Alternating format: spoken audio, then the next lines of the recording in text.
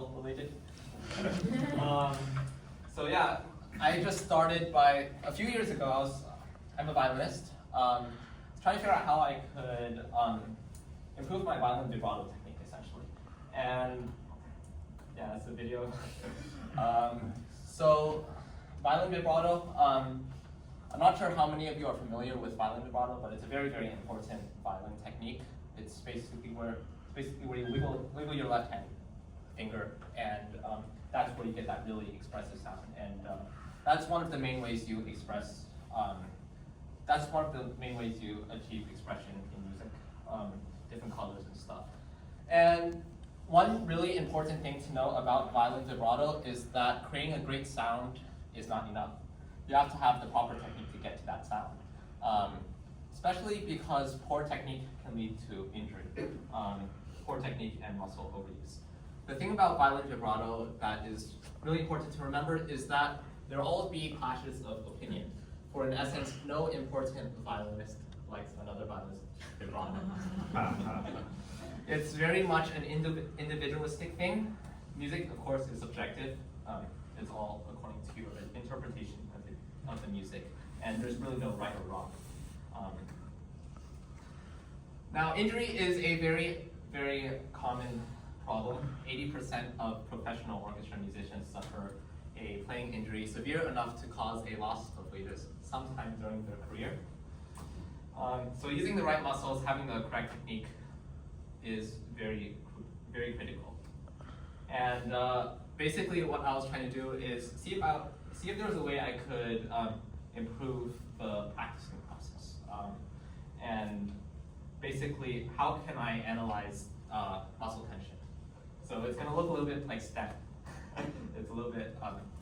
So this is the very first thing that I saw when I was starting off my research, because I was wondering if there was a way I could use computer vision to really sort of kickstart that process. And yeah, this is the first thing that I saw. This is Shaq, the NBA player. He's in a green bodysuit in front of a green background with a bunch of white balls all over his body, and it's basically there's several problems with trying to analyze motion with this, because violin, left hand vibrato, it's all about the left hand, the joints in the left hand, the fingers, and that doesn't really work. You can't put a bunch of balls in your fingers and try to play, and it's just not accessible. The very important thing about trying to build this system is that it needs to be accessible for violinists who want to who just want to practice in their practice room.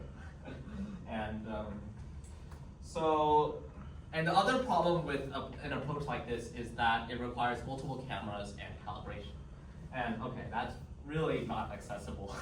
Yeah. So other existing research, there has been motion analysis performed before on violinists, but they were mainly limited to gross body motions, like big joints, for example, bowing, which is a lot more of a larger motion. And so this gave me the idea of what I wanted my project to look like. This next thing that I found, this next software that I found on the internet, it's called Sports 2D. So starting from a 2D camera, it basically tracks the 2D coordinates of each joint.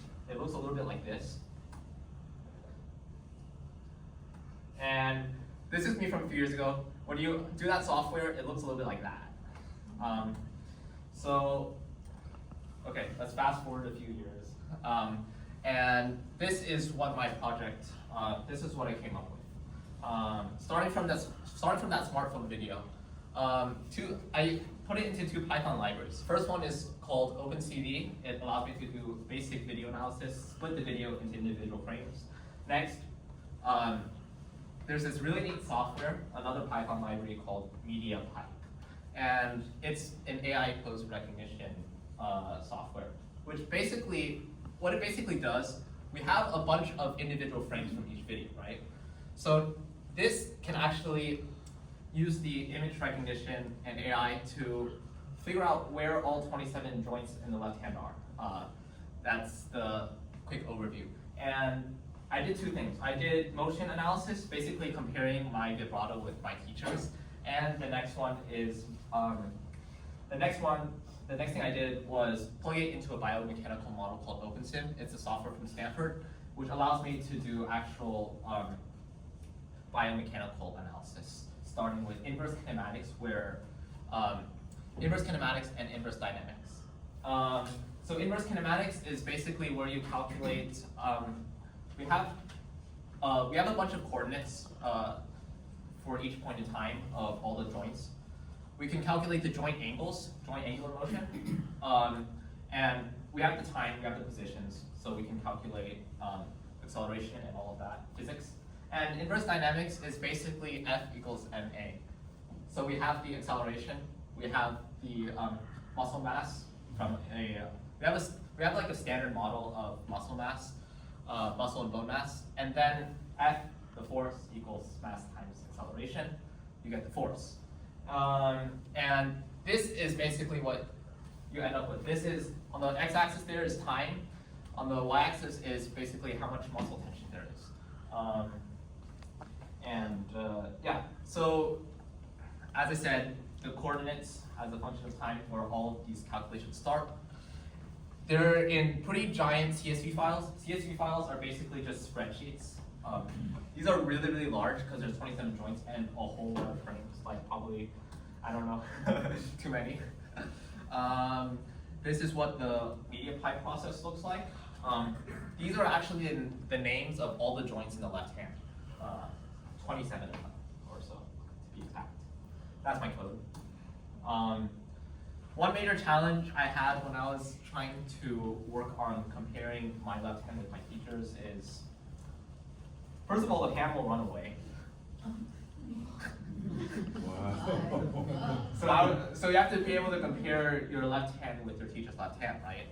That kind of makes it difficult. So first thing to do is to fix the hand, like fix the wrist joint, which basically does this.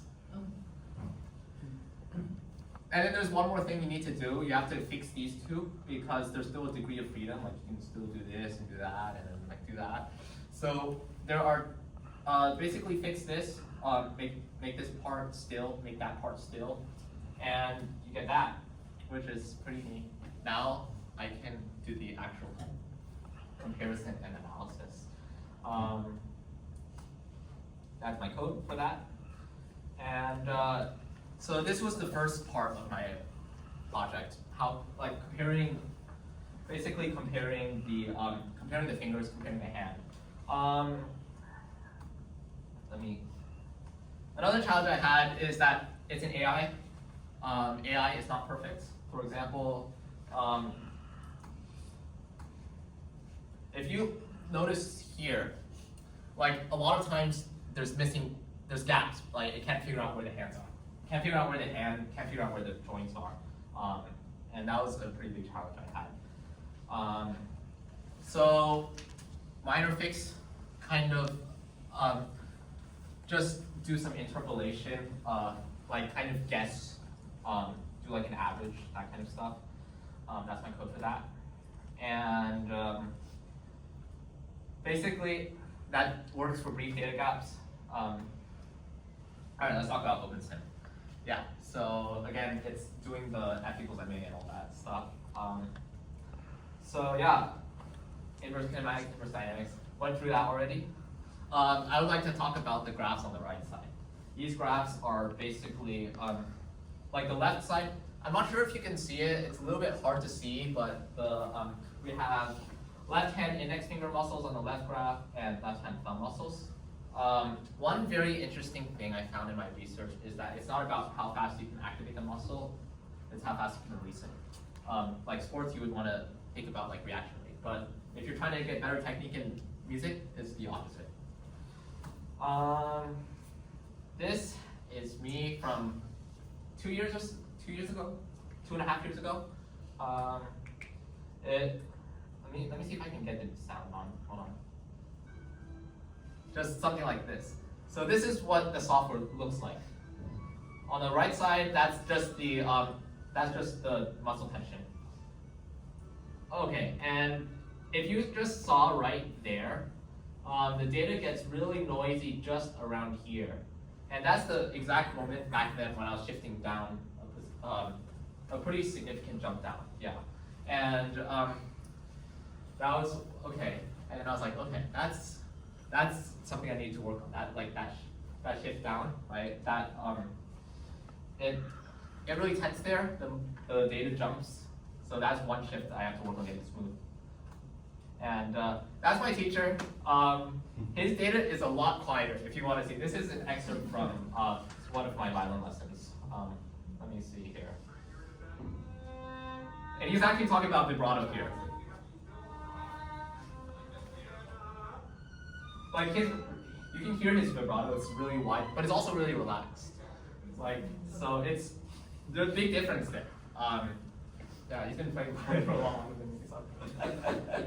time. Here are a few pretty neat diagrams. This is the left hand thumb muscles. You can see there are actually quite a few muscles that control just the left hand alone. Left hand index finger muscles. And let me see. Muscle results. Look at that graph on the right again. Excess thumb. There was a lot of, what I had here on the left is my teacher, on the right is me. And at this point in time, there was a lot of excess thumb muscle tension on my side, but the data is a lot quieter on his side. Specifically, that muscle is the FPL muscle, which really jumps there in my case. And that's basically the muscle that does this, meaning I was pressing too hard into the neck of the violin. And that's basically my project. Took 2 years or so, and future directions. This muscle, this system can be applied to different techniques, and I'm looking to expand it into different instruments and especially sports. It can also be used for basically analyzing really fine things that require really fine motion. For example, like neurosurgeons, they have to have that really good hand-eye coordination and have that really good, because they're manipulating like sub-millimeter blood vessels and stuff. So special thanks to my research advisor, Professor Takulio from West Valley College. He's not here today, but he's here in spirit. So thank you very much.